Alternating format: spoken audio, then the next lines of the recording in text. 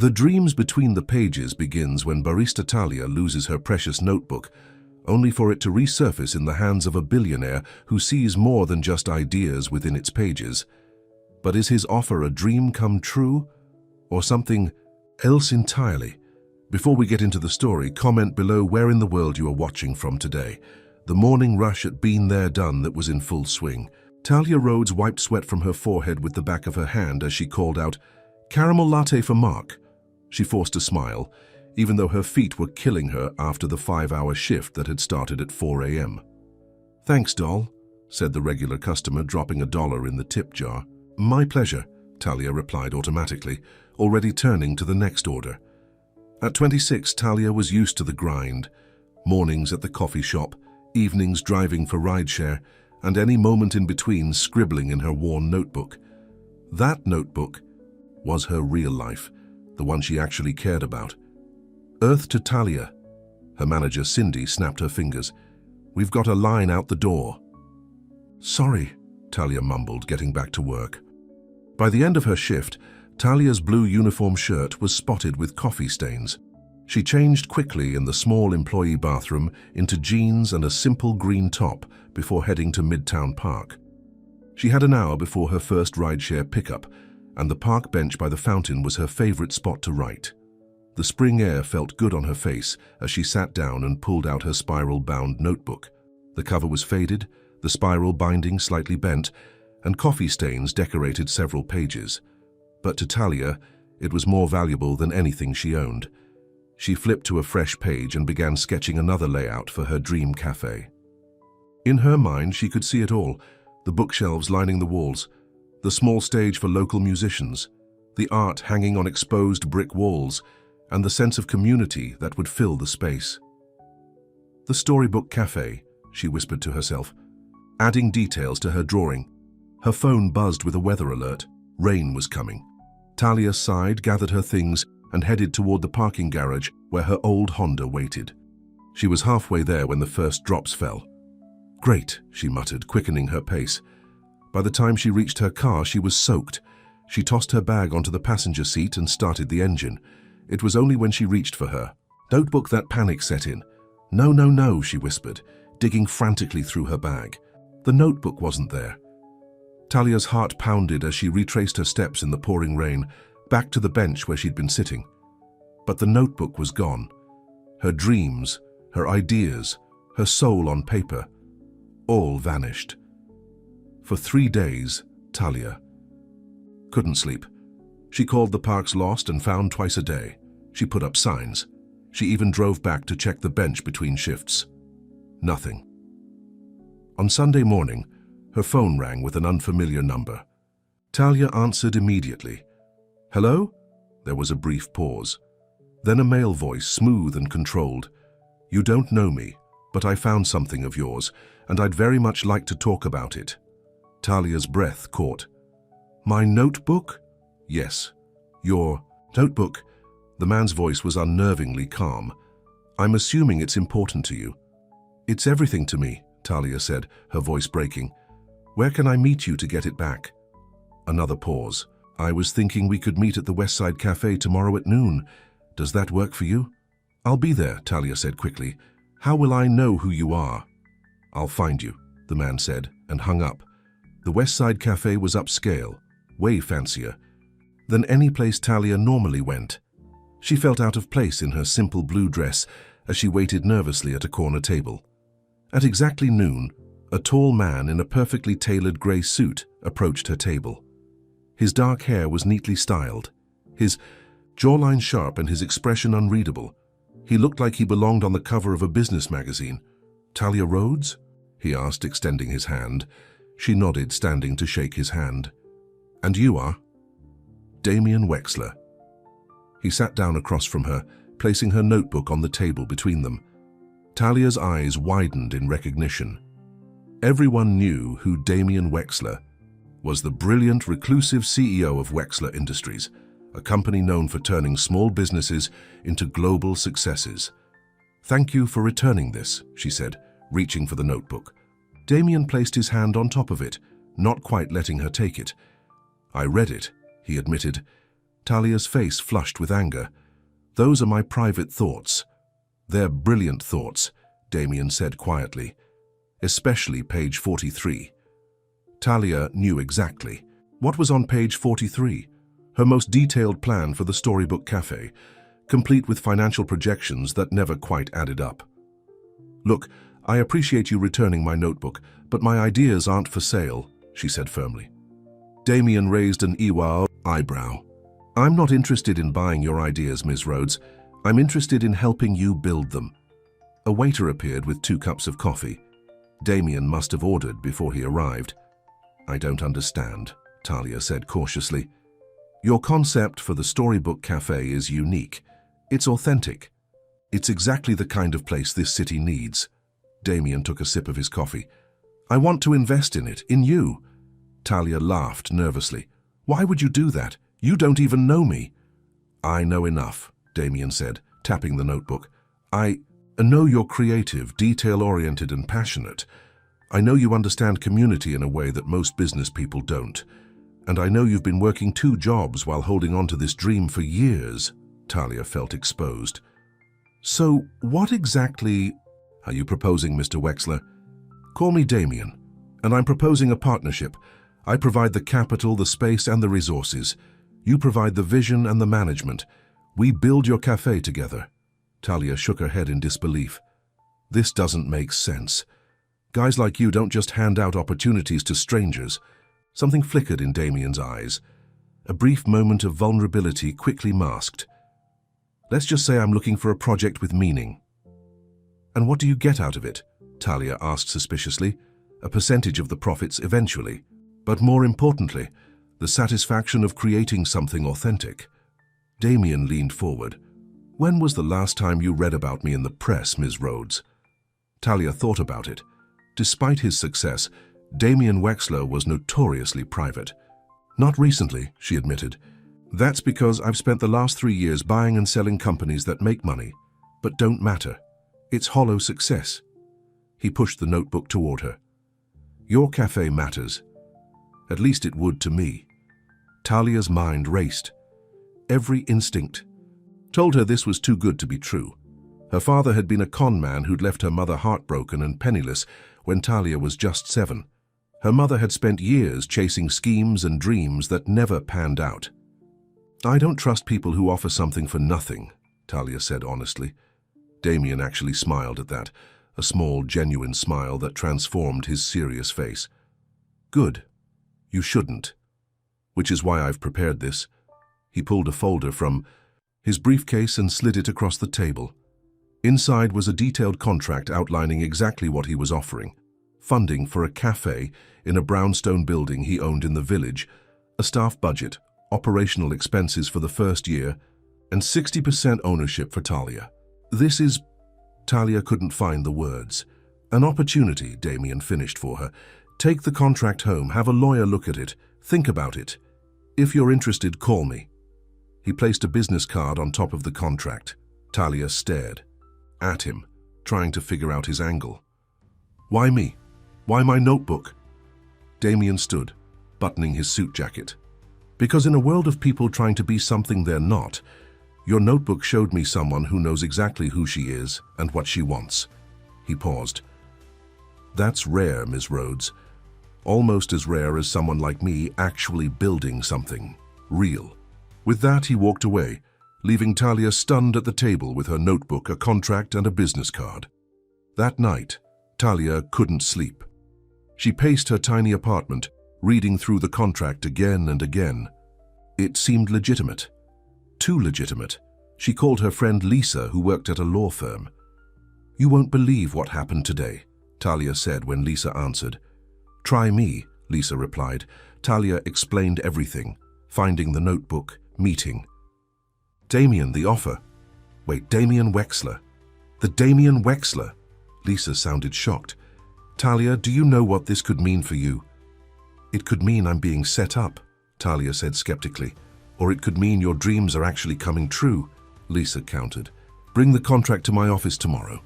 I'll have one of our partners look it over." The next day, Lisa called Talia on her lunch break. "The contract is solid," she said. "Better than solid. It's generous. My boss says it's the kind of deal people wait a lifetime for. Talia's heart raced. So what should I do? Call him, you idiot, Lisa laughed. Before he changes his mind. With shaking hands, Talia dialed the number on Damien's card. Wexler, he answered on the second ring. It's Talia Rhodes, she said. About the cafe, I want to do it. There was a pause. Good. Can you meet me at the property tomorrow? 10 a.m. The address Damien gave her was for a beautiful 3-story, brownstone on a tree-lined street in the West Village. When Talia arrived, Damien was waiting outside, dressed more casually than before in dark jeans and a grey sweater. What do you think? He asked as she approached. Talia stared up at the building. Is this really going to be the cafe? The first floor? Yes. The upper floors could be office space, storage, maybe an apartment if you want to live above the shop. Damien unlocked the door. Let me show you inside. The space was perfect. High ceilings, hardwood floors, big windows letting in natural light. It needed work, but Talia could already see how her dream could fit here. I can't believe this is happening, she whispered, turning in a slow circle to take it all in. Believe it, Damien said, watching her with an intensity that made her blush. We start renovations next week. I've already lined up a contractor. Over the next few weeks, Talia and Damien worked closely together to bring the Storybook Cafe to life. They spent evenings poring over floor plans, designing menus, selecting furniture. Damien was different during these sessions, less guarded, more animated. One night, as they sat on the floor of the half-renovated cafe surrounded by paint samples, Talia found herself studying Damien's face as he concentrated on a spreadsheet. Can I ask you something personal? She ventured. Damien looked up, surprised. You can ask. Why are you really doing this? And don't give me that line about wanting to build something meaningful. There has to be more to it. Damien set down his tablet. For a long moment he was silent. My father built his company from nothing, he finally said. When I took over after he died, I turned it into something bigger, more profitable. But somewhere along the way I lost the purpose. He looked around the space. Your notebook, it reminded me of how my father used to talk about his first store, the passion, the details, the dream of it. Talia felt something shift between them, a new understanding. Thank you for telling me that. Damien cleared his throat, suddenly all business again. We should finalize the color scheme tonight. As the opening day approached, Talia was practically living at the cafe. One evening, as she was painting a mural on the back wall, Damien arrived with takeout. You need to eat, he said, setting down the bags. Thanks, Talia said, climbing down from her ladder. I didn't realize how late it was. They sat on the floor eating Chinese food straight from the containers. The place looks amazing, Damien said, looking around. You've done incredible work. Did incredible work, Talia corrected him. I couldn't have done any of this without you. Something changed in Damien's expression, a softening around the eyes. Talia, His phone rang, interrupting whatever he was about to say. He answered it, his face immediately reverting to its business mask. Yes, I understand. I'll handle it, he said tersely before hanging up. Everything okay? Talia asked. Just business, Damien said, standing up. I need to go, early meeting tomorrow.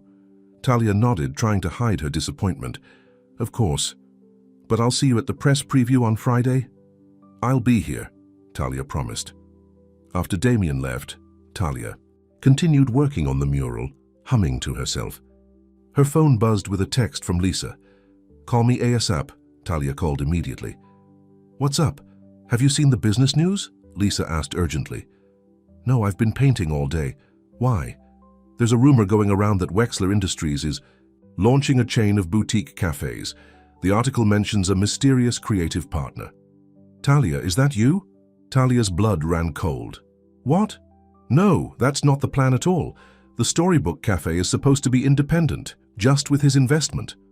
Well, someone's telling a different story to the press, Lisa said. The article says the first location is opening in the village next month, and that it's going to be the flagship for a national rollout. Talia's hands shook as she hung up. She pulled out her notebook, flipping through it to where she'd stored the contract.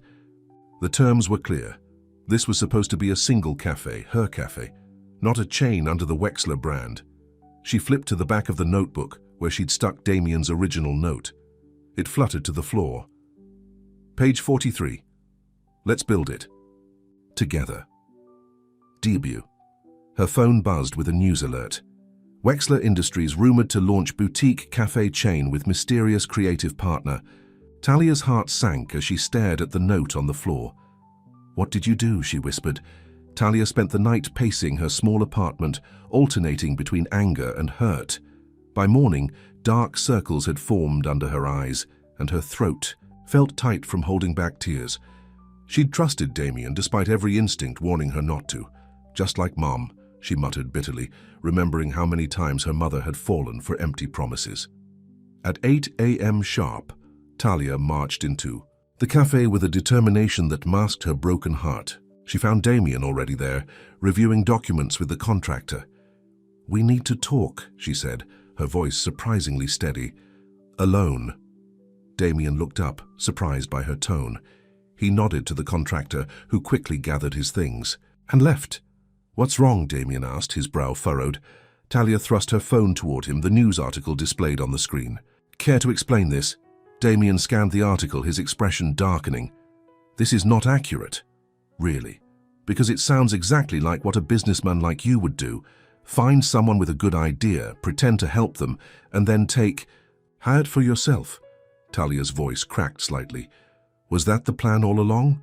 Use my concept for your next big chain?" Damien's jaw clenched. "No, that was never the plan." "Then why is this out there?"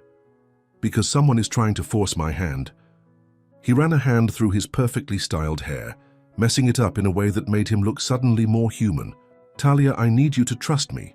She laughed, the sound hollow. "Trust you? I don't even know you." "You know more about me than most people," he said quietly. "I know you're a businessman who turns everything he touches into money.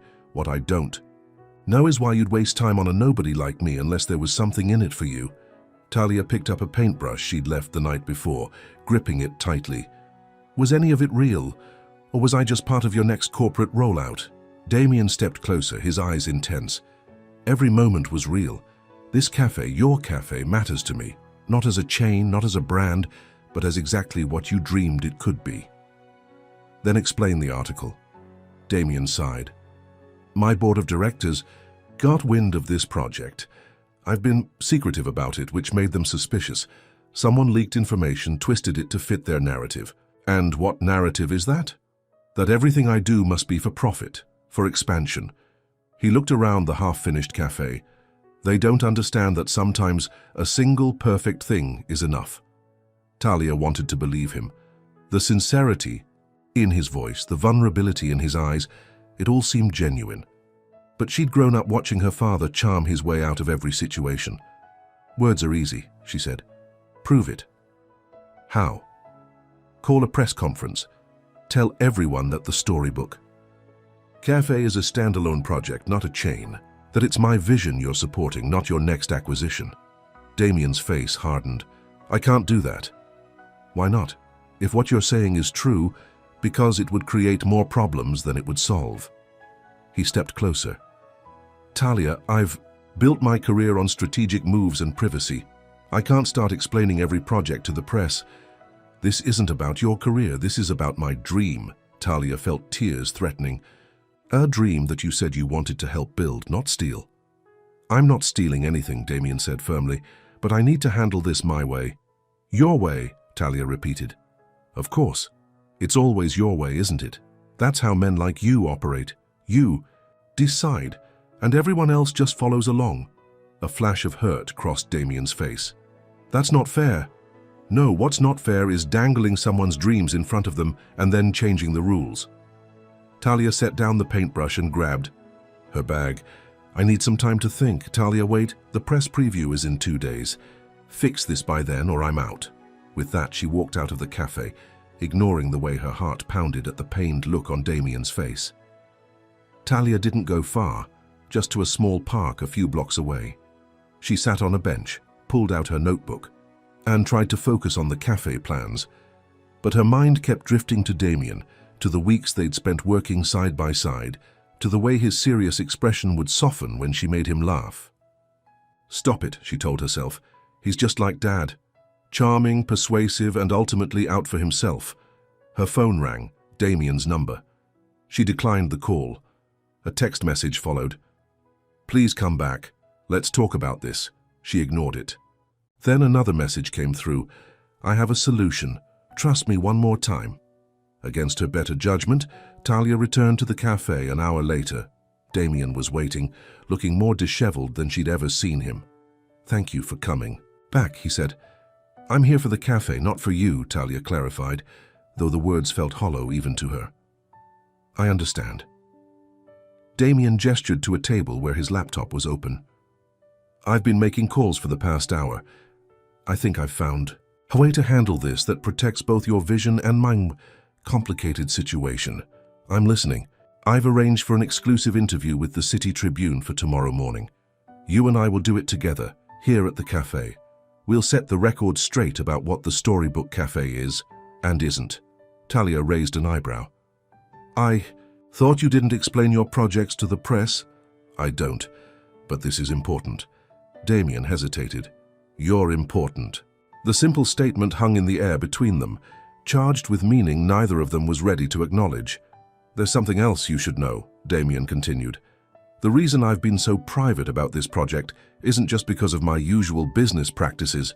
It's because of my father." "Your father? I thought he passed away."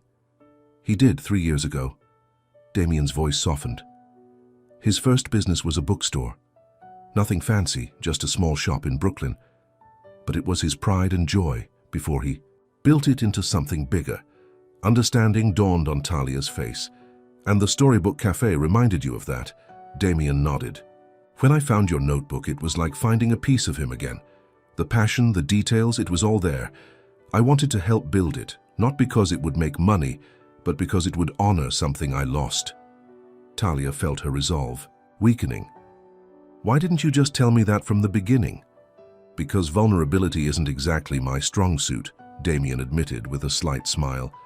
"It's easier to talk business than feelings." The tension between them shifted, warming, into something more complex and delicate. "So the interview tomorrow," Talia said, bringing them back to the issue at hand. "What exactly will we say?" "The truth. That the Storybook Cafe is your vision, brought to life with my investment. A single, special place. Not a chain, not a brand. Just a cafe where stories matter." Talia nodded slowly. "Okay, I'll do the interview." The next morning, Talia arrived at the cafe early to prepare for the reporter. She'd spent hours choosing the right outfit, a simple blue dress that made her feel confident, but still like herself. Damien arrived shortly after, looking impeccable as always, in a suit that probably cost more than her car. But there was a nervousness to him that she'd never seen before. "Ready for this?" she asked. "Not really," he admitted. "I haven't done a personal interview in years." The reporter, Claire Winters, arrived exactly on time. She was sharp-eyed and professional, setting up her recorder at one of the cafe's new tables. "So," Claire began, "tell me about the Storybook Cafe. There's been quite a bit of buzz." Talia looked at Damien, who nodded for her to start. "The Storybook Cafe is a dream I've had for years," Talia explained. "A place where people can connect through stories, books, music, art. It's meant to be a community space as much as a business. And Mr. Wexler, this is quite a departure from your usual investments. Why this cafe? Why Ms. Rhodes?" Damien's expression softened as he looked at Talia. "Sometimes you come across something that speaks to you on a personal level. Ms. Rhodes' vision for this cafe did that for me. So the rumors about a chain of cafes under the Wexler brand are completely false," Damien stated firmly. "The Storybook Cafe is a single, independent establishment. My role is as an investor and partner, not a corporate owner." Claire looked between them, clearly sensing there was more to the story. "It's unusual for someone of your stature to take such a personal interest in a small business, Mr. Wexler. What aren't you telling me?" Her tense silence fell. Talia held her breath, wondering how Damien would respond. "My father owned a bookstore," Damien said finally, his voice soft but clear. "Before Wexler Industries became what it is today, it was just him and a small shop, filled with stories. The Storybook Cafe reminds me of where we came from, of what business can be at its best, personal, meaningful, rooted in passion. Claire's expression changed, sensing the genuine emotion behind his words. That's not the Damien Wexler the business world knows. Perhaps it's time they did, he replied. The interview continued for another hour, covering everything from the cafe's design to the menu to Talia's background. By the end, Claire seemed genuinely impressed. "This place is special," she said as she packed up her recorder. "I think our readers will feel it too." After she left, Talia turned to Damien. "Thank you for doing that, for telling her about your father." "It wasn't easy," he admitted, "but it was true." Over the next day, they threw themselves into final preparations for the press preview. Damien handled logistics while Talia focused on the creative touches that would make the cafe uniquely hers. The morning of the preview, Talia arrived to find Damien already there, arranging fresh flowers on each table. "You're full of surprises," she said, watching him work. "Good ones, I hope," he replied with a small smile. "Mostly," she conceded, returning his smile. By noon, the cafe was filled with food critics, business reporters, and local media. Talia's heart raced as she watched them examine every detail of her dream come to life. The bookshelves filled with everything from classics to comics, the small stage set up for readings and music, the menu featuring drinks named after famous literary characters. Damien stayed close to her side, his hand occasionally brushing against hers in a gesture of support that sent unexpected warmth through her. "They love it," he whispered, as they watched a group of reporters sampling the cafe's signature pastries. "I can't believe this is really happening," Talia whispered back. The City Tribune's article was published online that evening. The story. Behind the storybook, Wexler's personal investment in a dream. It was glowing, portraying Damien not as a corporate raider, but as a thoughtful businessman honoring his father's legacy by supporting a young entrepreneur's vision. Talia read it on her phone while sitting on a newly installed window seat in the cafe long after the reporters had gone. "What do you think?" Damien asked, sitting beside her. "It's perfect," she admitted. "She captured exactly what this place is meant to be, and what we're trying to build together," Damien added softly. The air between them felt charged with possibility. Talia looked at Damien, really looked at him, and saw past the polished exterior to the man who had spent weeks painting walls beside her, who had shared midnight takeout on the floor, who had revealed parts of himself she suspected few people ever saw. "Damien, The cafe door burst open, interrupting whatever Talia had been about to say. A tall, elegant woman strode in, her heels clicking sharply on the hardwood floor. "So this is where you've been hiding," the woman said to Damien, her voice cool and precise. Damien stood quickly. "Victoria, what are you doing here?" The board meeting ended early. "I thought I'd come see this pet project that's been occupying." "Hold your time." Victoria's gaze swept over the cafe before landing on Talia, with thinly veiled disdain. "And this must be the mysterious creative partner." "This is Talia Rhodes," Damien said stiffly. "Talia, this is Victoria Harrington, my company's CFO." "And his fiancée," Victoria added, extending a manicured hand toward Talia. "At least that's what the society pages still say, though I've barely seen him in weeks." Talia felt as if the floor had dropped out from under her. She looked at Damien, whose face had gone pale. "Fiancé?" The word felt like glass in her mouth. "Former fiancé," Damien said quickly. "Victoria, we ended our engagement months ago." Victoria laughed, the sound sharp and brittle. "We took a break, darling, there's a difference." She glanced around the cafe again. "Though I must say I understand the appeal now. It's all very quaint." Talia stood, her legs shaky. "I should go. You two clearly have things to discuss." "Talia, wait!" Damien reached for her arm.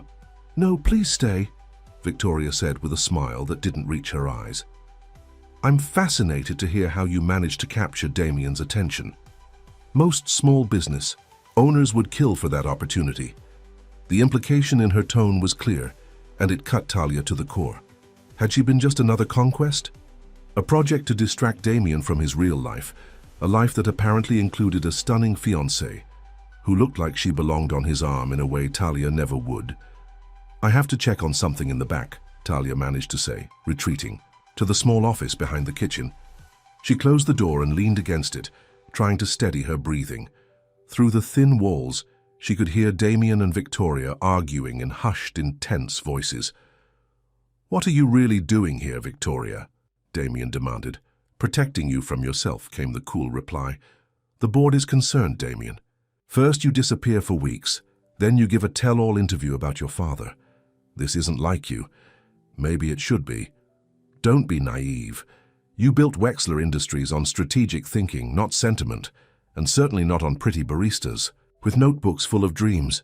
Talia flinched at the description. Was that all she was to the outside world, to Damien? She heard Damien's voice again, lower now. "You don't know what you're talking about. Talia is an infatuation," Victoria interrupted. "One that's causing problems. The Thompson deal is falling apart because you've been distracted. Millions of dollars, Damien, for what? A coffee shop?" Talia had heard enough. She grabbed her bag and notebook, then slipped out the back door into the alley behind the cafe. The cool evening air hit her face, mingling with the tears she could no longer hold back. Her phone buzzed with a text from Damien. "Where are you? We need to talk." She turned off her phone and started walking, no destination in mind. All she knew was that she needed space to think, to breathe, to figure out if the dream she'd been building was truly hers anymore, or if it had been Damien's all along. The next morning, Talia awoke on Lisa's couch, her eyes puffy from crying. She'd shown up at her friend's apartment late the previous night, emotional and confused. "So he has a fiancée," Lisa said, handing Talia a cup of coffee. "Or had one. It's complicated." "Everything about him is complicated," Talia sighed. "I just don't know what to believe anymore." "What does your heart tell you?" Talia looked down at her coffee. "That I'm falling for someone I barely know, someone who might be using me or might genuinely care. I can't tell the difference." "Then, ask him," Lisa said simply. "Directly. No business talk, no cafe plans, just the truth." Talia nodded slowly. "You're right. I need to know where I stand before the cafe opens next week." She turned her phone back on to find a dozen missed calls and texts from Damien. The most recent, sent an hour ago, simply said, "Please come to the cafe when you're ready. I'll be waiting." When Talia arrived at the cafe, she found Damien sitting alone at a table, looking like he hadn't slept. He stood immediately when he saw her. "Talia," he said, relief evident in his voice. "I was worried." "I needed some time to think," she said, staying near the door. "About Victoria, about what she said." Damien ran a hand through his hair. "Victoria and I were engaged, past tense. It ended 4 months ago, but she's been reluctant to accept it." He took a step toward Talia. "I should have told you. I'm sorry." "What else haven't you told me?" Talia asked. "What do you mean?" She mentioned a Thompson deal, something worth millions that's falling apart because you've been distracted. By me. By this cafe. Talia crossed her arms protectively over her chest. "Is that true?" Damien hesitated, and in that moment, Talia knew. "Yes," he finally admitted. "Thompson Industries is a major acquisition we've been working on for months. The deal is complicated. And being here with me, building this cafe, that's been taking you away from it." It wasn't a question, yes, but so Victoria was right. "This is just a distraction for you."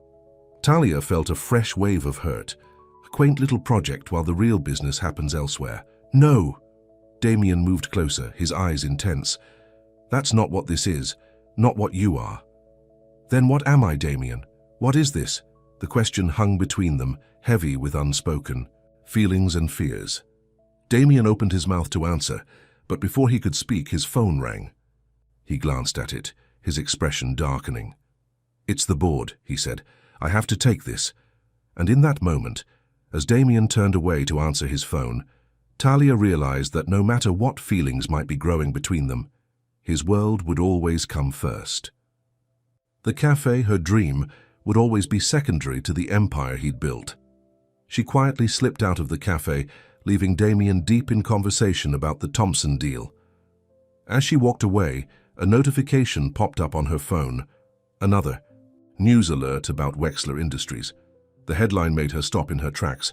"Wexler announces expansion plans. Storybook cafe concept to launch in 5 major cities." Talia stared at her phone in disbelief, reading the headline again. Wexler announces expansion plans, storybook cafe concept to launch in 5 major cities. Her hands shook as she opened the article. The announcement had come from Wexler Industries' board of directors with quotes from several members, but none from Damien himself. "No," she whispered. "He wouldn't do this." But hadn't Victoria warned her? The Thompson deal, the millions at stake. Of course, the Storybook Cafe was just another business move for Damien Wexler. She'd been naive to think otherwise. Talia's phone rang. Damien's name flashed on the screen. She declined the call and headed to Lisa's apartment, the only place she felt safe right now. "He lied to me," Talia told Lisa, pacing the small living room. "Yesterday he tells a reporter it's a single cafe.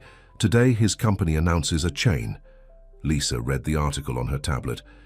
"It doesn't actually quote Damien anywhere." "Does it matter?" "It's his company." "Maybe," Lisa said carefully, "but corporations are complicated.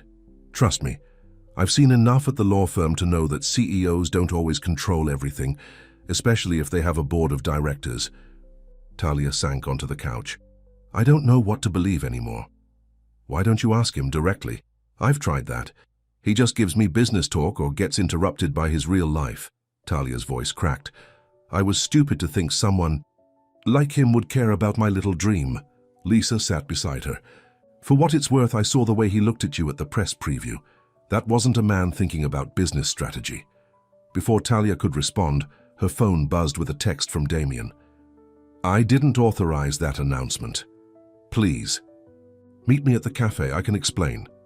Talia showed the message to Lisa. "Go," Lisa urged. "At least hear him out." Reluctantly, Talia headed back to the cafe.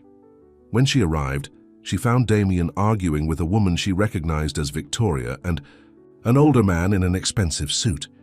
"This discussion is over, Marshall," Damien was saying, his voice cold. "The board overstepped. The board acted in the company's best interest," the older man, Marshall, replied calmly.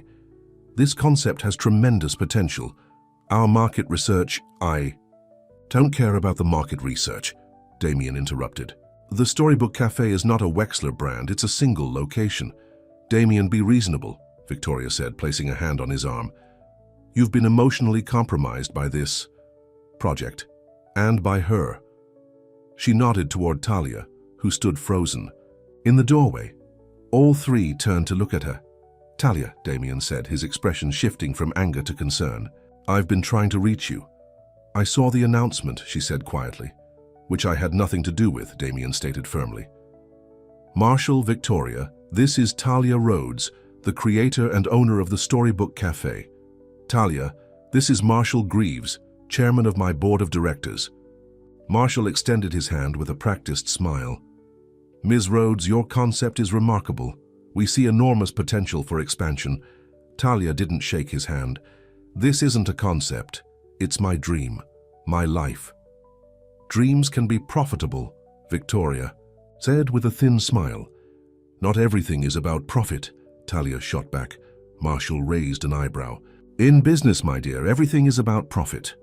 "Not this business," Damien said, moving to stand beside Talia. "The agreement I made with Ms. Rhodes was for a single independent cafe. The board's announcement was unauthorized and will be retracted immediately." Marshall's practiced smile faded. "Damien, I've known you since you were a boy.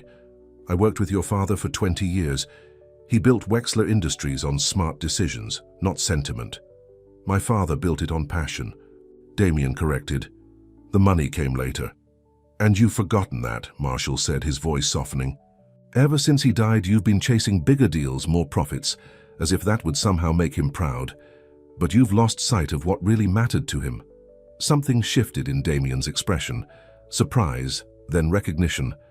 "That's why I'm doing this," Damien said quietly. "The Storybook Cafe is exactly the kind of business my father would have believed in. Personal, meaningful." Marshall shook his head. "Your father understood that to survive, businesses need to grow. Some things are perfect exactly as they are." Damien looked at Talia. "This cafe is one of them." Victoria let out an exasperated sigh. "This is absurd. Damien, we're talking about millions in potential revenue. Are you really going to throw that away for this? She gestured dismissively at the cafe. Yes, Damien said simply.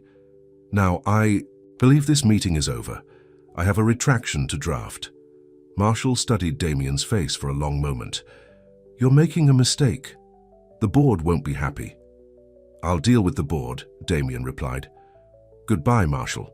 After Marshall and Victoria left, a heavy silence fell between Damien and Talia.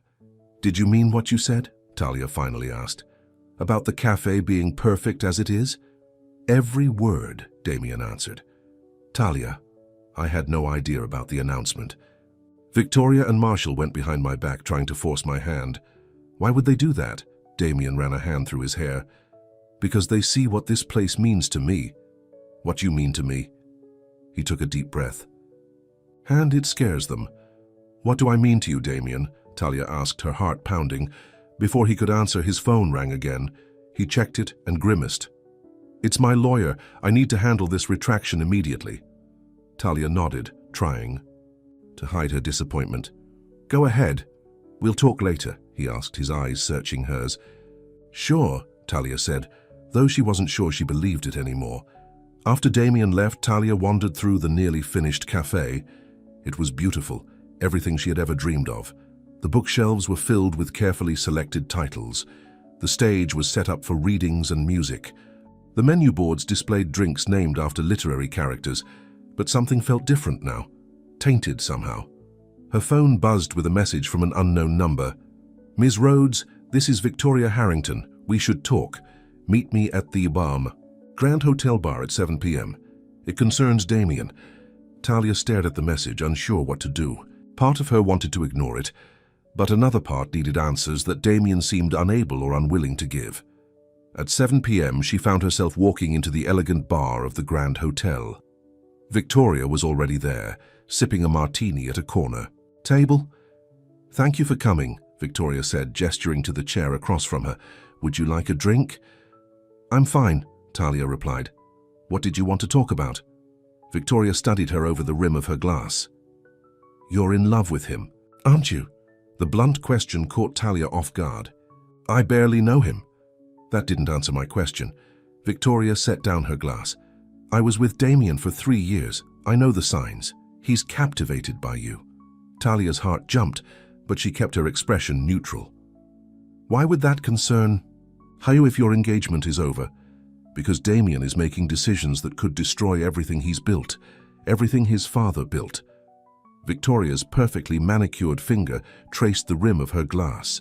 The Thompson deal is worth $200 million. It's been in the works for over a year, and he's jeopardizing it for a coffee shop. The cafe is more than that to him, Talia said defensively. Of course it is, Victoria agreed. It's his midlife crisis, his attempt to reconnect with his father's legacy. I understand the psychology. She leaned forward. But you need to understand something.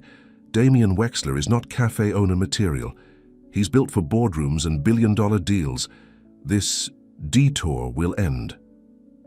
You don't know that. Victoria smiled sadly.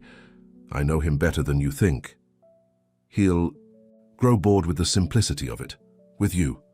The words stung, but Talia refused to show it. If you're so confident of that, why are you here trying to warn me off? Because I care about Wexler Industries, and despite everything, I care about Damien. Victoria took another sip of her drink. Here's my offer. Walk away from the cafe. I'll ensure you receive generous compensation, enough to start over somewhere else, away from Damien's influence. Talia stared at her in disbelief. You're trying to buy me off? I'm offering you a clean break. Before you're in too deep. And if I refuse? Victoria's expression hardened. Then I'll use every resource at my disposal to ensure the Storybook Cafe fails. Licensing issues, health code violations, bad press. There are 1,000 ways to kill a small business before it even opens. Talia stood, her hands shaking with anger. You can't threaten me. It's not a threat. It's a business proposition. Victoria remained perfectly composed. Think about it. You have until tomorrow to decide. Talia left the hotel in a daze, Victoria's words echoing in her mind. Was she right? Was Damien just going through a phase? Would he eventually tire of the cafe, of her and return to his real life? She pulled out her phone to call Damien, then hesitated. What would she even say? That his ex-fiancée was threatening to destroy her dream? That she was starting to believe maybe Victoria was right about him? Instead, she called Lisa. She tried to buy me off, Talia explained after recounting the meeting. And when that didn't work, she threatened to ruin the cafe. That's illegal, Lisa said firmly. She can't do that. She has money and connections. I have a notebook and a dream. Talia's voice broke. Maybe I should just walk away. Is that what you want? Talia thought about the cafe, about the weeks spent bringing it to life, about Damien working beside her, his sleeves rolled up, paint in his hair, about the way he looked at her when he thought she wouldn't notice. No, she admitted. But I'm scared, Lisa. What if Victoria's right? What if Damien is just going through a phase? Then that's his loss, Lisa said firmly. But don't give up your dream because of what might happen. Deal with what is happening. After they hung up, Talia made a decision. She wasn't going to run and she wasn't going to let fear make her choices. She texted Damien, "We need to talk, tonight. Meet me at the cafe at 9. At exactly 9 p.m., Damien arrived at the cafe. Talia was already there, sitting at a table with 2 cups of coffee and her notebook open in front of her. I had a visit from Victoria today, she said as soon as he sat down. Damien's expression darkened. What did she want? To warn me off. She offered to pay me to walk away from the cafe and from you. Talia watched his reaction carefully. When I refused, she threatened to destroy the business. She what? Damien's voice was dangerously quiet. I'll handle Victoria. That's not why I asked you here, Talia said. I need to know the truth, Damien, all of it. No more interrupted conversations, no more business calls, just honesty. Damien nodded slowly. What do you want to know? Is this cafe just a phase for you? A midlife crisis or a way to reconnect with your father? Will you get bored and go back to your real life once it's open? This is my real life, Damien said firmly. Or at least it's becoming that. He reached across the table, not quite touching her hand. When I found your notebook, something changed for me. I saw a version of myself I'd forgotten, someone who cared about creating, not just acquiring. And the Thompson deal? The millions you're risking is just money, Damien said simply. I've spent the last 3 years chasing bigger numbers, thinking that's what success meant. But this cafe's working with you. It's the first thing that's felt right since my father died. Talia studied his face, looking for any sign of deception. Victoria seems convinced you'll change your mind. Victoria never understood what mattered. To me, that's why our engagement ended. Damien finally reached for her hand, his touch warm and certain. But you do. You understand because you feel it too. The need to build something real, something that matters. The sincerity in his eyes made Talia's doubts begin to fade. And the expansion plans? The board? I've already issued a retraction. And tomorrow, I'm calling an emergency board meeting to make my position clear. Damien squeezed her hand. The Storybook Cafe is yours, Talia. One location, one vision. I'm just lucky to be part of it. Something in his words, in the way he looked at her, broke through the last of Talia's defenses. She turned her hand to lace her fingers with his. Why me, Damien? Out of all the notebooks you could have found, all the dreams you could have helped build, why mine? Damien's thumb traced small circles on her palm. Because when I read your words, I saw someone who knew exactly who she was and what she wanted. Someone brave enough to dream impossible things and believe in them completely. His voice softened. Someone I wanted to know, to be around, to care for. The word hung between them, loaded with meaning neither of them was quite ready to name. I care for you too, Talia admitted quietly, and it terrifies me. Why? Because men like you don't end up with women like me. CEOs don't fall for baristas. It's not how the world works. Damien smiled, a real smile that transformed his serious face.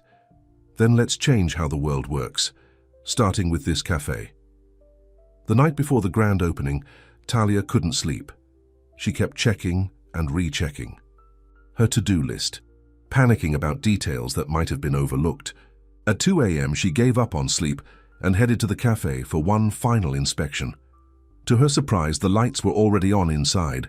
Through the window, she could see Damien arranging fresh flowers on each table. She unlocked the door. Couldn't sleep either. Damien looked up, not at all surprised to see her. Too excited or nervous, maybe both. Definitely both, Talia agreed, coming to stand beside him. The flowers are beautiful. I wanted everything to be perfect for tomorrow, for you. In the quiet of the empty cafe, with dawn still hours away, something shifted between them, a barrier finally falling. Damien, Talia said softly. What are we doing?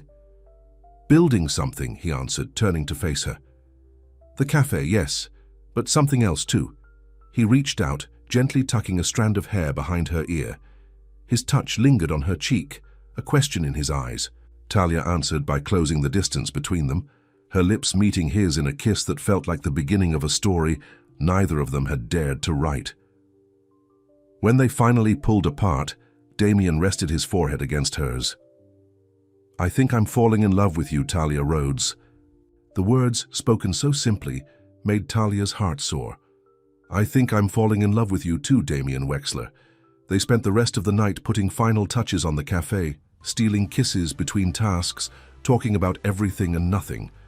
By morning, exhaustion had given way to a giddy excitement, not just for the cafe opening, but for the future they were beginning to imagine together. As the sun rose, Talia stood at the front window, watching the golden light spill across the street. Damien came up behind her, wrapping his arms around her waist. Ready? He asked, his chin resting on her shoulder. As I'll ever be, she replied, leaning back against him. They were still standing that way when Lisa arrived an hour later to help with opening preparations. Well, well, Lisa said with a knowing smile. Looks like you two figured things out. Talia blushed but didn't move out of Damien's embrace. We're getting there. The morning passed in a blur of activity. The staff Damien had hired arrived, the pastry delivery came, and final preparations were made for the 10 a.m. opening. At 9:30, Talia retreated to the small office to catch her breath. She found her notebook on the desk and opened it to page 43, the original sketch of the storybook cafe that had started everything. Next to it, in Damien's precise handwriting, he had added, "Dreams do come true. Thank you for sharing yours with me." Tears welled in Talia's eyes. She was so absorbed in the moment that she didn't hear the office door open. "There you are," Damien said. "It's almost time." He stopped when he saw her tears. "What's wrong?" Talia showed him what he'd written. "When did you do this?" "Last night," he admitted. "Too much?" She shook her head, smiling through her tears. "Perfect." Damien took her hand. "There's something else I need to tell you before we open. Something important." Talia's heart skipped. "What is it?" "I called an emergency board meeting yesterday as I promised. And?" "I resigned as CEO of Wexler Industries." Talia stared at him in shock. "You what?" "Damien, you can't give up your company for me, for the cafe." "I'm not giving it up," he explained quickly. "I'm still the majority shareholder. I'll remain on the board. But I've appointed a new CEO, someone who shares my father's values, but has the drive to push the company forward. But your career, everything you've built, will continue without me micromanaging every decision." Damien squeezed her hand. "I'm not walking away from my responsibilities, Talia. I'm just making room for what matters most." "And what's that?" "This cafe. A simpler life. You." Damien's eyes were steady on hers. "If you'll have me." Before Talia could respond, there was a knock at the office door. Lisa poked her head in. "Sorry to interrupt, but there's a bit of a situation out front," she said nervously. "Victoria's here." "With reporters," Damien's expression hardened. "I'll handle this." They followed Lisa to the front of the cafe, where Victoria stood with several journalists and photographers. She was impeccably dressed in a designer suit, her expression cool and composed. "What are you doing here, Victoria?" Damien demanded. "Damage control," she replied smoothly. "Your hasty decision yesterday has already affected stock prices. The board asked me to make a statement." "The board no longer dictates my actions," Damien said firmly. Victoria smiled thinly. "Perhaps not, but they still care about the company's reputation." She turned to the reporters. "Shall we begin?" Talia gripped Damien's hand tightly as Victoria addressed the press. Wexler Industries is proud to announce a new direction for community engagement, Victoria began. While rumors of a chain of cafes were premature, we are excited to support the Storybook Cafe as a model of corporate investment in small business. Damien stepped forward. Victoria, that's not... The Storybook Cafe remains independently owned and operated by Ms. Talia Rhodes, Victoria continued, gesturing toward Talia, with Damien Wexler serving as a private investor, separate from Wexler Industries' portfolio.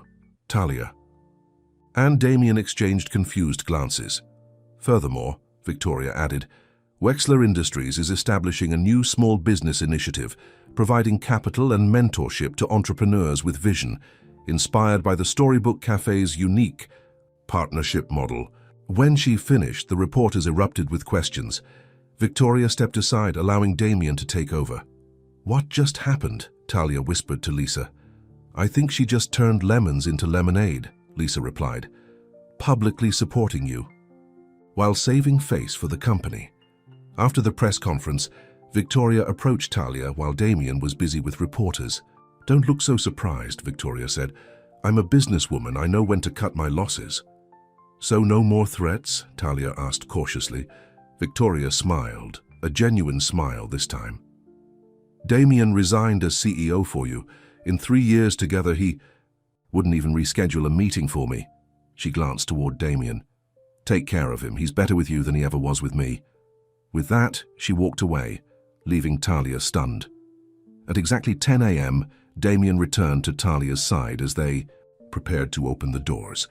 A crowd had gathered outside, locals curious about the new cafe, reporters covering the story, and even a few Wexler Industries employees showing support.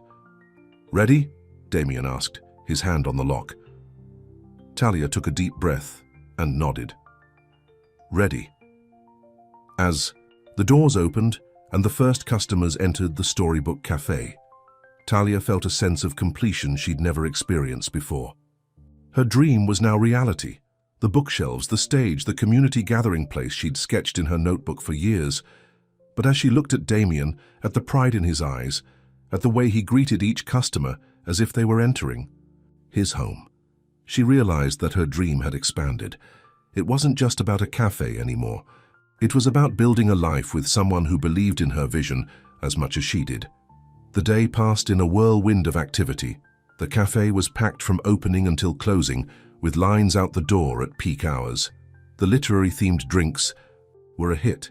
The pastries sold out by mid-afternoon, and the bookshelves became impromptu conversation starters for strangers who soon became friends.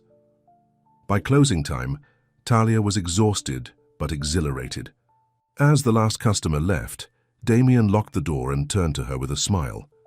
Congratulations, he said. The Storybook Cafe is officially a success. Talia laughed, collapsing into a chair. One day doesn't make a business. No, Damien agreed, sitting beside her, but it's a pretty good start. They sat in comfortable silence, taking in the remnants of the day, empty coffee cups, books left open on tables, a sense of warmth that filled the space. I still can't believe this is real, Talia said softly. Believe it, Damien replied, taking her hand. It's just the first chapter. As they leaned toward each other for a kiss, Talia's phone buzzed with a news alert. She glanced at it and froze. What is it? Damien asked, noticing her expression. Talia turned the phone so he could see the headline, Wexler Heir Returns. Marshall Greaves claims ownership of Storybook Cafe property. Wexler Heir Returns. Marshall Greaves claims ownership of Storybook Cafe property. Talia read the headline again, her hands shaking. What does this mean? How can he claim ownership? Damien took the phone, his expression darkening as he read the article. This is impossible. I purchased that building 6 months ago. Clearly Marshall thinks otherwise, Talia said, her voice small. Damien, we just opened. We can't lose the cafe now.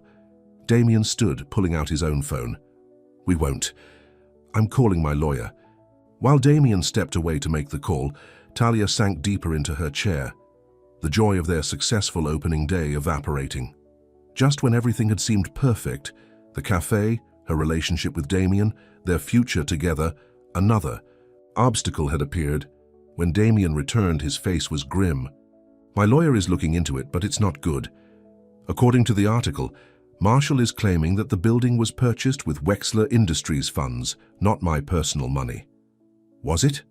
"No," Damien said firmly. "I was careful to keep this separate from company business." He ran a hand through his hair. "But Marshall has been with the company since my father's time. He knows how to manipulate records. Can he really take the cafe from us?" "Not if I can help it."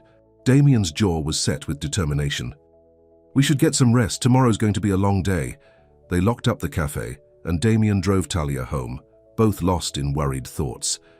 At her apartment door, he kissed her gently. "Try not to worry," he said. "I won't let anyone take this from you." "From us," Talia corrected him, squeezing his hand. The next morning, Talia arrived at the cafe early to find a small crowd gathered outside. At first, she thought they were eager customers, but as she got closer, she realized they were reporters. "Ms. Rhodes, what's your response to Marshall Greaves's claim?" one called out. "Do you believe Damien Wexler misled you about the property?" asked another. Talia pushed through without answering, unlocking the cafe door with trembling hands. Once inside, she leaned against the counter, trying to steady her breathing. Her phone rang. "Damien." "Where are you?" she asked immediately. "At my lawyer's office," he replied, his voice tight. "It's worse than we thought. Marshall has documents showing the building was purchased through a Wexler subsidiary." "But you said—" "I know what I said," Damien interrupted, then immediately softened his tone. "I'm sorry, I'm not angry with you, this doesn't make sense. I specifically avoided using company resources." "Could Marshall have forged the documents?" "Possibly, or altered them somehow." Damien sighed. "My lawyer is looking into it, but Marshall has been with the company longer than I have. He knows all the legal loopholes. So what do we do now? Open the cafe, serve customers, act as if nothing has changed." Damien's voice grew more determined. "I'll handle Marshall." Talia did as he suggested, opening the Storybook Cafe right on time. Despite the controversy, or perhaps because of it, the place was packed all morning. Customers expressed their support, many mentioning they'd read about the ownership dispute and had come specifically to show solidarity. Around noon, the door opened and Victoria walked in. The cafe fell silent as heads turned to watch her approach the counter. "Hello, Talia," she said, ignoring the stares. "May I have a word?" Talia nodded to her assistant manager to take over and led Victoria to the small office in the back. "I assume you've seen the news," Victoria said once they were alone. "Hard to miss when there are reporters camped outside," Talia replied warily. "Did you know about this? Is this another one of your threats?" Victoria looked genuinely offended. "No. Contrary to what you might think, I don't spend all my time plotting against you." She set her designer handbag on the desk. "Marshall acted alone on this, but I think I know why. I'm listening. Marshall was more than my father's business partner. He was his best friend." Victoria paused. "And he was like an uncle to Damien. When Jonathan Wexler died, Marshall expected to guide Damien, to mentor him. Instead, Damien pushed him aside, determined to make his own mark. That doesn't explain why he's trying to steal our cafe." "He's not trying to steal it. He's trying to force Damien to come back to the company." Victoria leaned against the desk. "Marshall believes that without Wexler Industries, Damien will lose his way. He's trying to remove the distraction." "The distraction being me and the cafe," Talia said bitterly. Victoria nodded. "In Marshall's eyes, yes.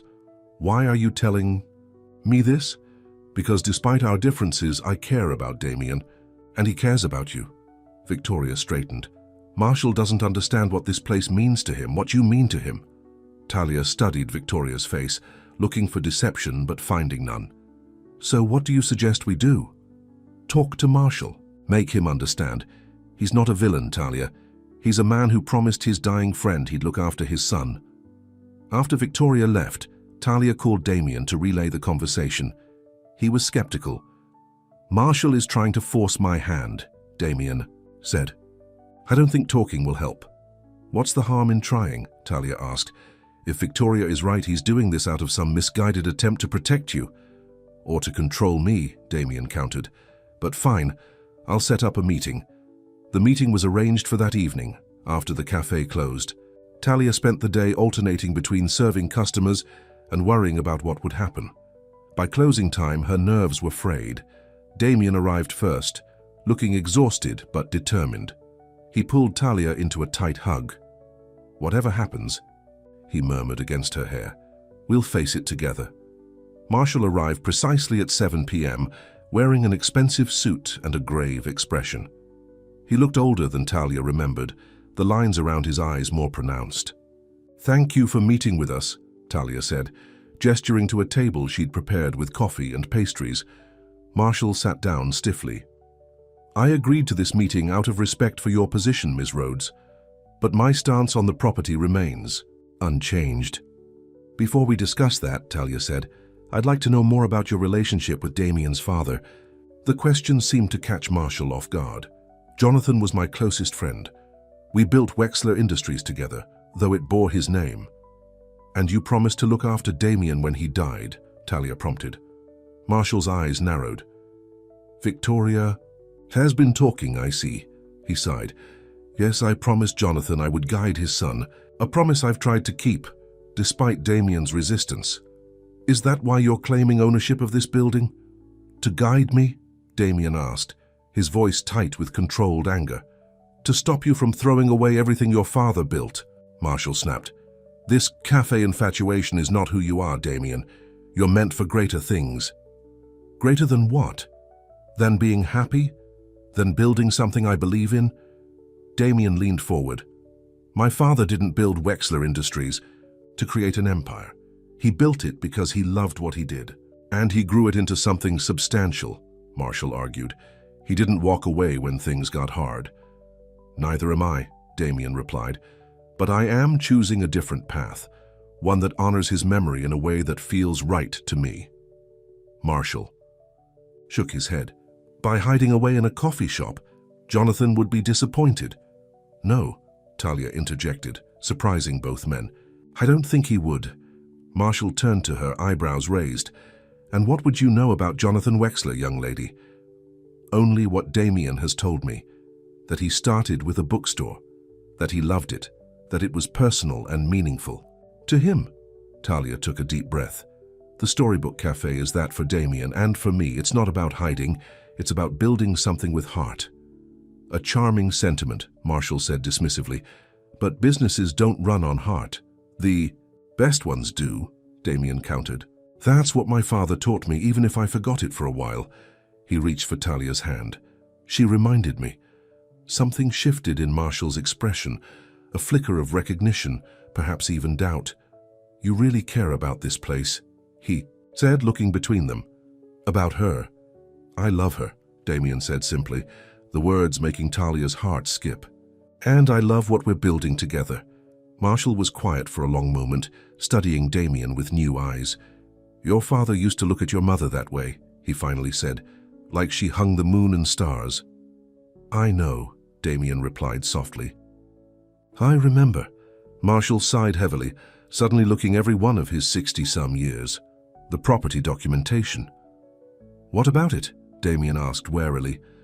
"It may have been selectively edited." Marshall had the grace to look ashamed. "My team found a way to make it appear the purchase went through a Wexler subsidiary. In reality, the building is yours, as you claimed." Talia gasped. "You falsified documents." "I took desperate measures to protect Jonathan's legacy," Marshall corrected, though without much conviction. "I was wrong." "So you'll retract your claim?" Damien asked, still cautious. Marshall nodded slowly. "Yes, and I'll issue a public statement clarifying that the Storybook Cafe property belongs solely to you." He looked at Talia. "Your cafe is safe, Ms. Rhodes." The relief that washed over Talia was so intense she felt lightheaded. "Thank you." "Don't thank me," Marshall said, rising from his chair. "I nearly destroyed something important to you both." "That's not something to be grateful for." As he headed for the door, Damien called after him. "Marshall, the board still needs a chairman?" Marshall turned back, surprise evident on his face. "You're offering me my position back? After what I did?" "You did it out of loyalty to my father," Damien said. "That counts for something." He stood, Besides, Wexler Industries needs experienced leadership now that I've stepped back. A ghost of a smile crossed Marshall's face. I'll think about it. After he left, Talia collapsed into Damien's arms. Is it really over? Is the cafe safe? It's safe, Damien assured her, holding her close. And Marshall will keep his word. Whatever else he may be, he's a man of honor when it counts.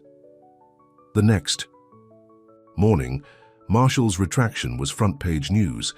Wexler board chairman retracts claim on Storybook Cafe property, cites administrative error. The cafe was busier than ever, with customers expressing relief and support. By mid-afternoon, Talia was exhausted but happier than she'd ever been. As she served a latte to a regular customer, she noticed Damien slipping out the front door with a mysterious smile. He returned an hour later carrying a small box. "Can you take a break?" he asked. Talia nodded to her assistant manager and followed Damien to their favorite table by the window. "What's going on?" she asked as he set the box between them. "I've been thinking about everything that's happened," Damien said, suddenly looking nervous. "About how close we came to losing the cafe, about what I said to Marshall last night." "That... you love me?" Talia smiled. "I remember." "I meant it," Damien said earnestly. "I love you, Talia.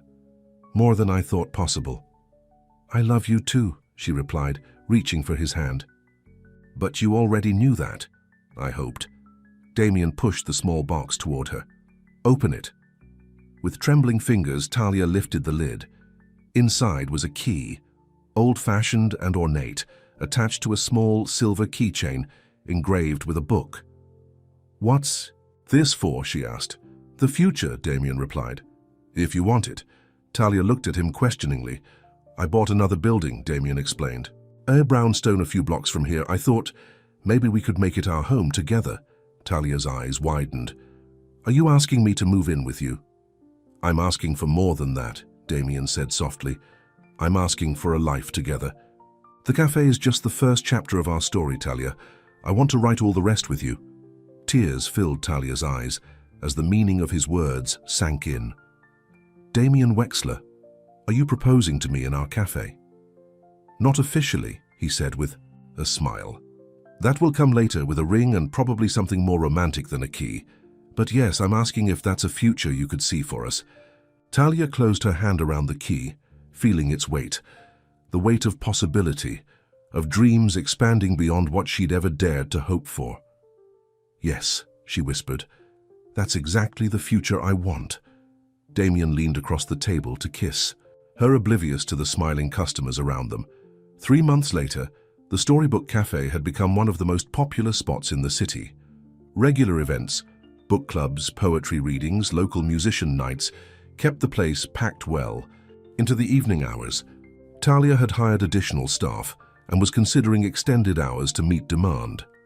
Damien had settled into his new role as a hands-on investor, handling the business side while Talia managed the creative direction. They had moved into the brownstone together, spending evenings planning not just for the cafe, but for their shared future. One rainy Thursday afternoon, exactly 1 year from the day Talia had left her notebook on the bench, she was organizing books on the cafe shelves when Damien called her to the front. "Special delivery," he said, pointing to a large package on the counter. "What is it?" Talia asked, curious. "Open it and see." Inside was a beautiful leather-bound book with blank pages and "The Dreams Between the Pages" embossed on the cover in gold. "I thought you might need a new notebook," Damien said. "The old one is getting pretty full." Talia traced the title with her finger. "It's beautiful." "Open it," Damien urged. On the first page he had written, "For all the dreams we've yet to dream, all the stories we've yet to tell, all the chapters we've yet to write, I love you, Talia Rhodes. Will you marry me?" Talia looked up to find Damien on one knee, holding a small velvet box with a sparkling ring inside. "A year ago I found a notebook that changed my life," he said, his voice thick with emotion. "It led me to you, to a love story better than any I could have imagined. Will you write the rest of it with me?" Through tears of joy, Talia nodded. "Yes," she whispered. "Yes, I will." As Damien slipped the ring onto her finger, the cafe erupted in applause. Customers, staff and friends, including Lisa and surprisingly Victoria, had gathered to witness the moment. Later that evening, after the cafe closed, Talia and Damien sat together at their favorite window table, the engagement ring catching the soft light. "Did you ever imagine this?" Talia asked, gesturing around the cafe, then to the ring on her finger. "When you found my notebook that day?" Damien shook his head. "I was looking for a project. I found a purpose instead." He kissed her hand. "And the love of my life." "We should frame the sticky note," Talia said with a smile. "The one you left in my notebook. Page 43. Let's build it together." "We did build it together," Damien said, looking around the thriving cafe, "and we'll keep building, one dream at a time." Outside, rain began to fall, a gentle reminder of the stormy day when Talia had left her notebook behind and set their story in motion. But inside the storybook cafe, all was warm and bright, filled with the promise of chapters yet to be written. Talia opened the new leather-bound book, picked up a pen, and began to write on the first blank page after Damien's proposal. Chapter 1. The dreams between the pages. Below it, she added a single line. "Sometimes the best stories begin when you least expect them." Damien read over her shoulder, his arm wrapped around her waist. "Perfect," he murmured. "Just like you."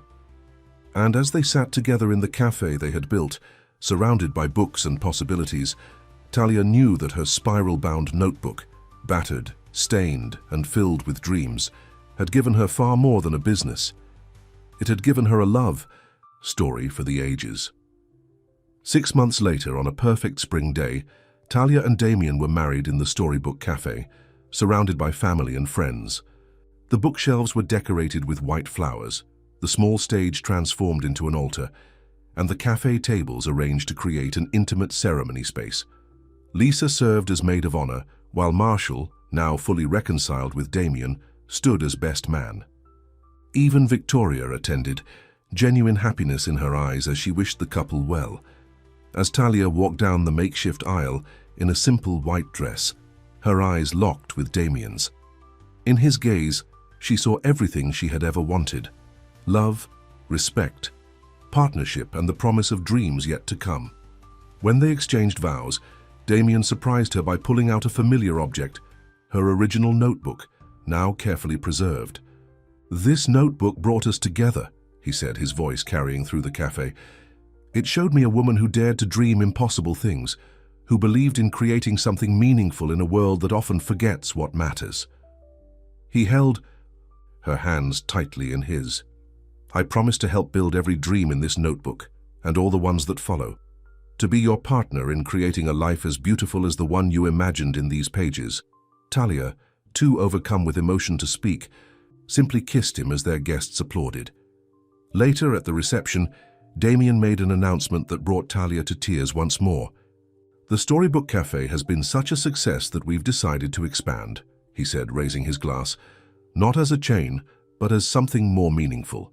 He revealed their plans to purchase the building next door, extending the Storybook Cafe to include a small publishing house for local authors and a community arts space for those who, like Talia, had dreams they wanted to share with the world.